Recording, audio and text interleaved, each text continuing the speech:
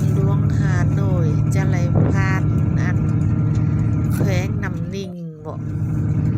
แล้วบิดซื้อแขวงน้ำนิ่งจังหวัดแขวงแทงหัวเนาะบิดจากแขวงแทงหัวจังหวัดอันแขวงเงียอ่านคิดว่า3 ชั่วโมงสิฮอดสวัสดีต้อยแล่นรถจน6 ชั่วโมงจังหวัดเงียอ่านจังหวัดปีขณะว่าขึ้นทางล้วนกับไกลแท้ไกลหวานพี่น้องเบิ่งมันไปตามทางนะเขาจะเห็นไหบางนัดบางอ้อเรียบแคมทางมีแต่ปลากับน้ำมีแต่สวนแต่นั่นไปเป็นตางามขนาดเลยอ้าวเดินทางจากฮานอยเมื่อนครเมื่ออันแขวงอีอานน้ำหงเด้อบางขับแต่แดงไปพร้อมพี่น้องพออะไรเห็นป่านตาลเมืองเปื่อนไปติเลือกก็ย่อยเสียต่างกอลีปลาก็มีแต่เครื่องปรุงของฝังมีแต่ไห่แต่สวนเป็นตาสะอ้อนขนาดไหนเอาตามหงไปเด้อผ่าน2 แขวง 3 แขวง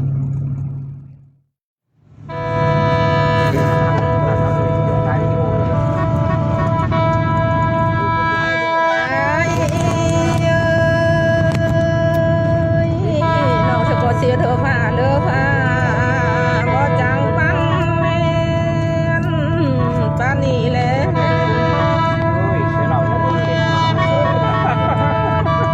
ดังที่เป็น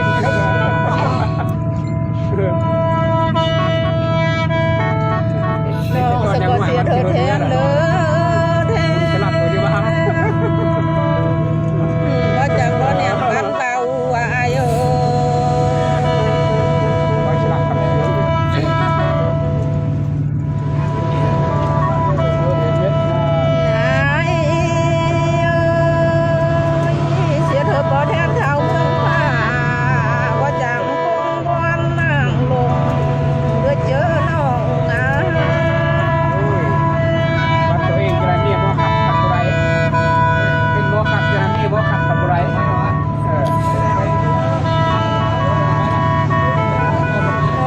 ก็เสียงต่อจัน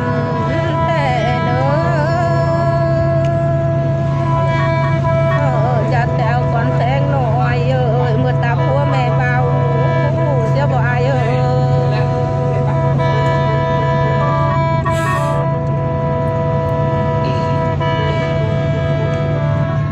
น้องสะกดจันตาก่อนเสา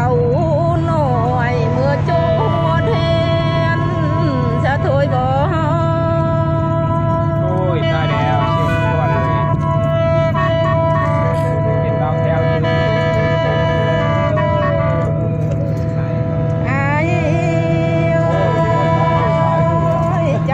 เป็นหู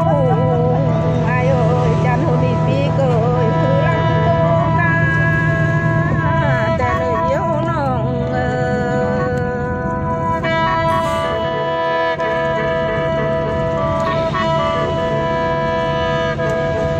จันเธอมี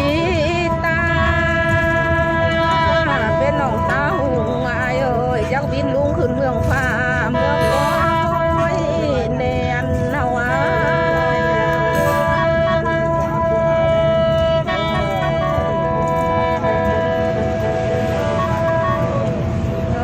ก็ยักขึ้นเมืองแท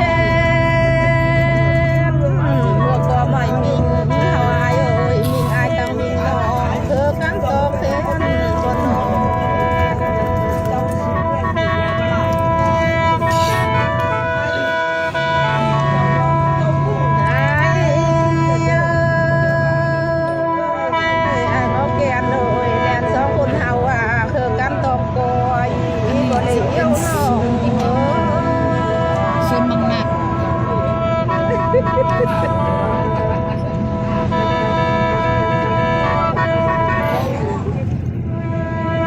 เจอหน่อถ้าเป็นตุ่มจุกกาย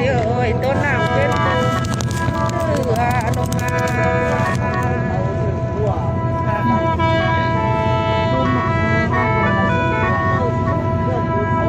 เลือบ่าหัวเจอ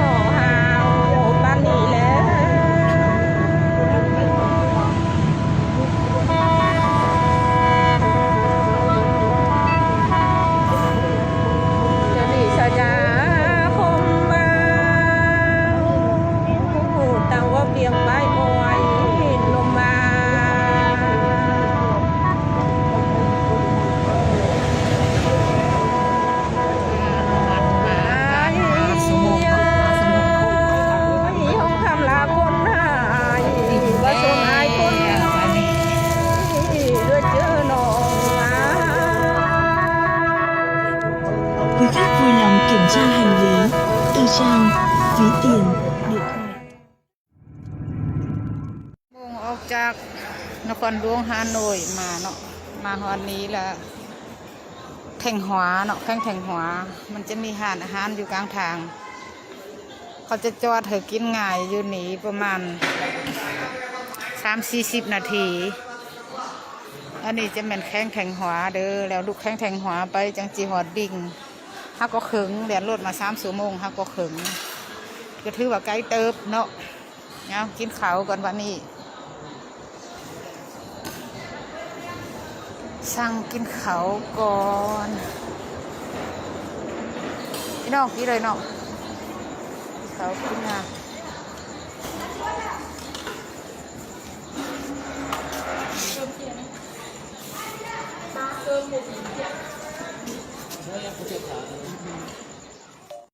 การกินก็จะประมาณนี้แหละนี่ตัดถาดหนึ่งละห้อยหนึ่งแสนอาหารการกินยืนถารอคิวเอาเขาเอาแกงมากินง่าย เขาจะเฮ็ดเป็นผัดถาดเอาวันนี้มากินเขาเราง่ายน้ำหงกินง่ายเราจังเดินทางต่ออาหารการกินก็เป็นตากินตาแสบอยู่พี่น้อง